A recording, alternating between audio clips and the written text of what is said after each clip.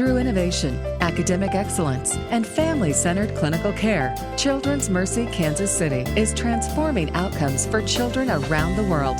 Welcome to the audio interview series, Transformational Pediatrics, with host Dr. Michael Smith.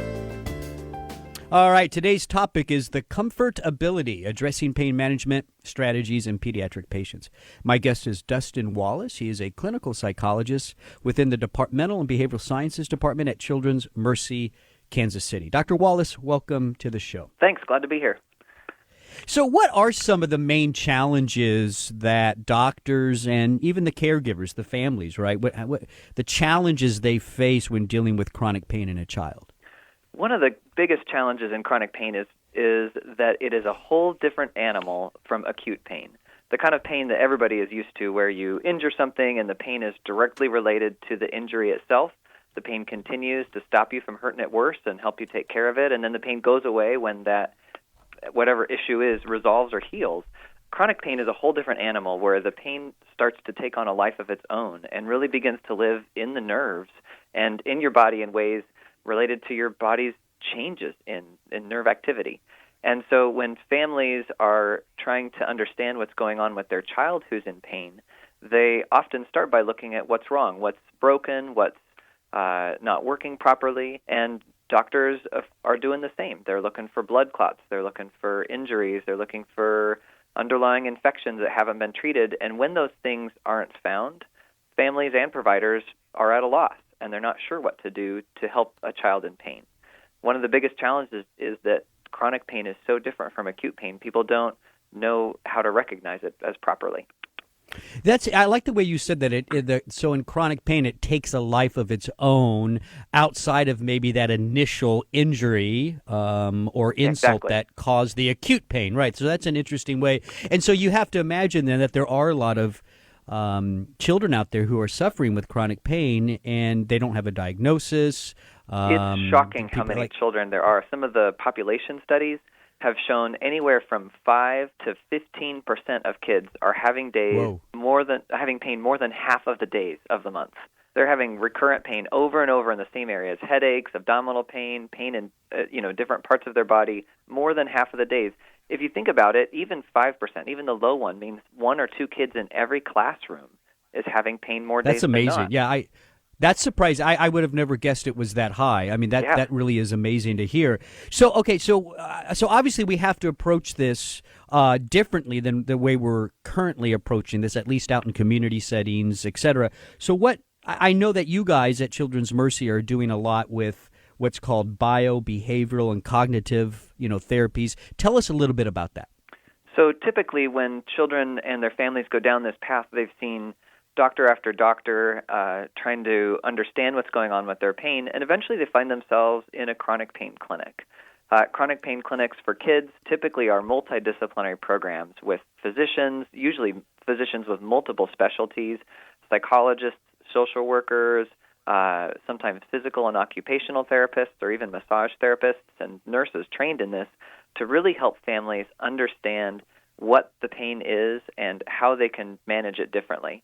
And in that, they learn biobehavioral skills. These are ways that you can actually use your mind and body to help treat some of the underlying causes of pain, these practiced nerves, this fear of pain that keeps the nerves from getting normal stimulation, and how stress affects nerves throughout your body.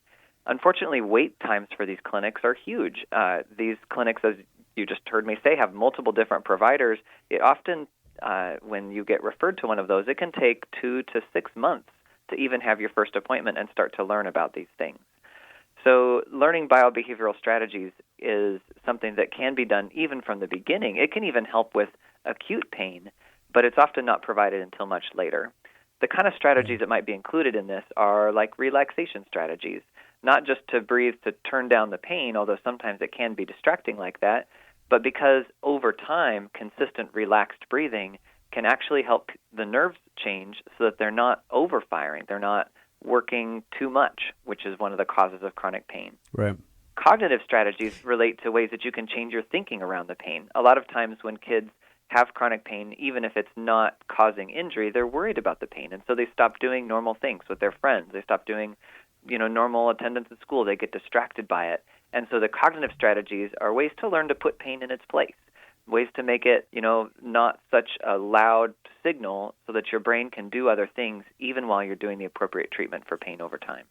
So this is interesting because we know that in most cases there is some sort of acute insult that begins the nerve damage, the muscle damage, the connective tissue damage. But then when the chronic pain develops, as you said, it takes kind of a mind of its own. It's its own entity now. Mm-hmm. And I find what you just said was interesting to me. So we know that fear, right? Chronic fear, chronic stress, mm-hmm. Dr. Wallace, is associated with certain like stress hormones, cortisol, inflammatory cytokine release. Yeah. So in a sense, it's almost like the chronic pain has its own pathology versus that acute insult. And so what you're doing here is you are addressing the underlying causes of chronic pain, right? In acute setting, I might treat the connective tissue problem. In the chronic pain, I'm treating the fear, the stress that's driving these pathophysiological pathways that damage nerves and continue. So that's an interesting connection, and I like the way you said that. Now, in the report that I have here from Children's Mercy, it talks about a one-day workshop. What is that? How does that play in here? We are very excited to be launching a brand new one-day workshop called The Comfort Ability.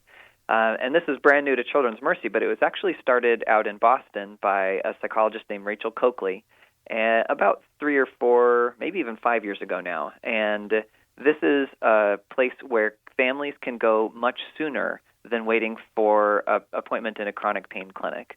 This one-day workshop provides an introduction to these biobehavioral skills. It helps families to understand the difference between chronic pain and acute pain, and it helps kids and their parents to come up with plans for how to cope in the long run.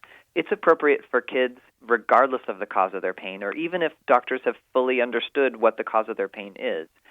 If they're still being evaluated for, illness or injury to rule things out, they can still learn a lot of very important things in this workshop to help cope. And certainly kids who've already been through those kinds of evaluations and it's been determined that the pain is the problem, this is a chronic pain problem, they can learn a lot from a workshop like this. So you mentioned families in there. That's obviously like the caregivers, obviously important to this whole process. So the focus just isn't on the child with chronic pain. It's on the parents, the siblings. They play a role in all this, right? Yes. In fact, what we do is for this workshop, when they come in, they're together. It's a child and a parent who come together, and they're only together for about 15 minutes. And then we split into the teams for the rest of the entire 6-hour workshop. Kids get their own, and this is kids between ages 10 and 19, get their own programming where they are learning direct relaxation skills, guided imagery, strategies to boost their mood and to boost their motivation and their resilience. They're learning ways to be creative and use different kinds of coping.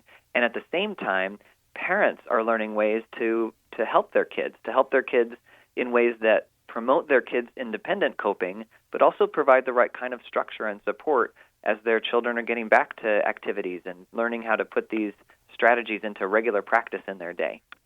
So now this one-day workshop, again, it's called the Comfort Ability, correct? So you haven't started this yet at Children's Mercy. It's based on a model out of Boston. Is that correct? That's correct. Our first workshop is going to be on Saturday, November 5th here in Kansas City.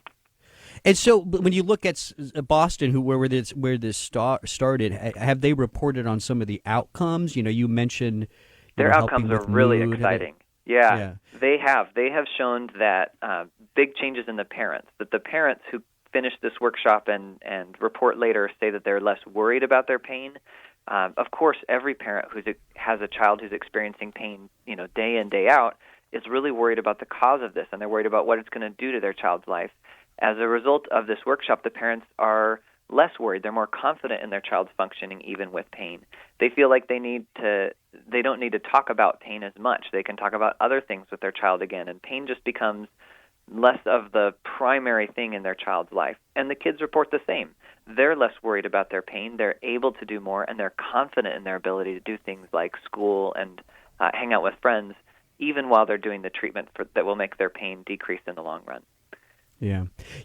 Dr. Wallace, conventional medicine, and I think you would agree with me, we're really good at handling the acute diseases, injury, right? The infections, we're really good at that. And the technology and the knowledge base of our physicians and other practitioners is amazing.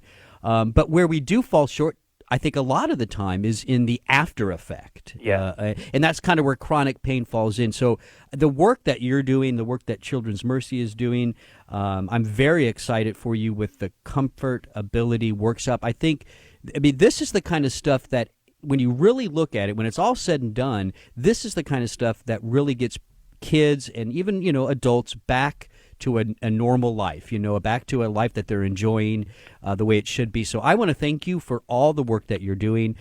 Good luck with the Comfortability Workshop. I'm sure it's going to be very successful, and I want to thank you for coming on the show today.